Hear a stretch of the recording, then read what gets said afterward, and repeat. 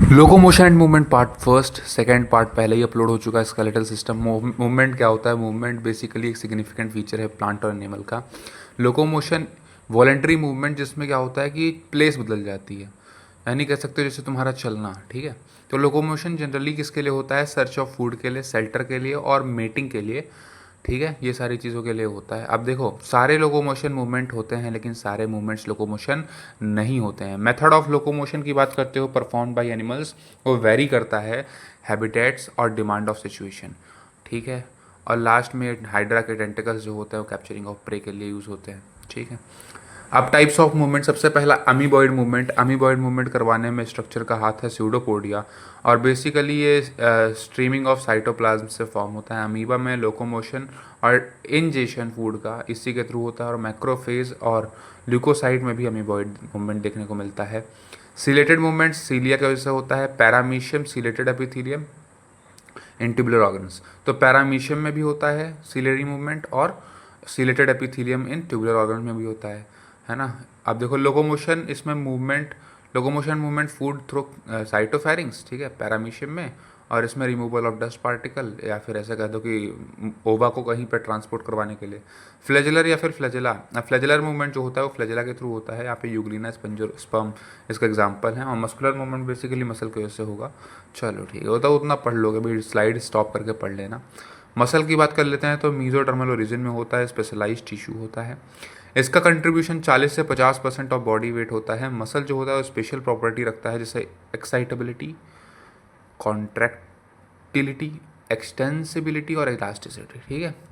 अब type of muscle की बात कर ले तो सबसे पहले स्केलेटल मसल। स्केलेटल मसल जो होता है वो स्ट्राइटेड वॉलेंट्री मसल होती है, प्राइमरीली इन्वॉल्व होती है लोकोमोटरी एक्शंस के लिए और change in body posture. Visceral muscle non striated involuntary muscle होती है, use in transportation of food through the gut, transportation of gametes through the genital tract.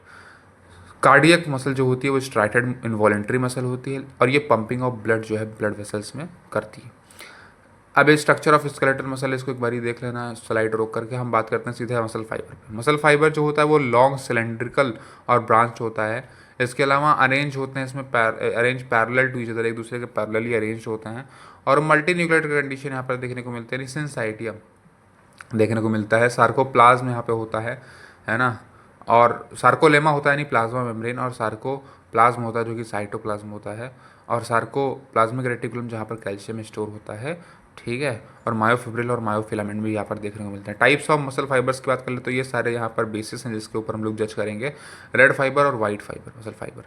अब देखो, रेड फाइबर जो होता है वो उसमें कॉन्ट्रेक्शन स्लो होता है, वाइट में फास्ट होता है। माइटोकॉन्ड्रिया रेड में ज़्यादा और वाइट में कम। कम लेस और स्लो रिस्पॉन्स किसका होता है? रेड का। और ज़्यादा और फास्ट रिस्पॉन्स किसका होता है? वाइट फाइबर का।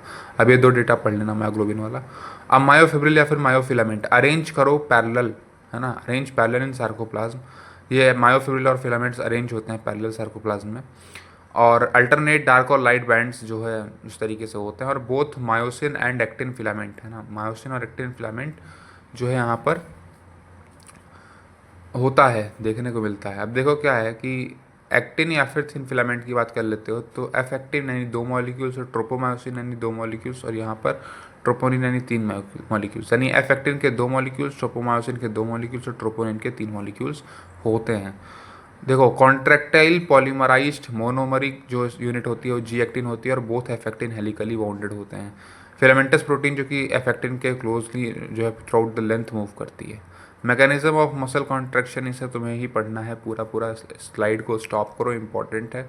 और एक बात और याद रखना है ना कि यहाँ पर ये स्लाइडिंग फिलामेंट थ्योरी जो एक होती है तो वो उस पर बेस्ड यहाँ पर अपने पास में पूरा मैकेनिज्म देखने को मिलता है, ठीक है भाई। यानी थिन फिलामेंट किसके ऊपर स्लाइड करेगा? थिक फिलामेंट के ऊपर, ऐसा कुछ सीन है।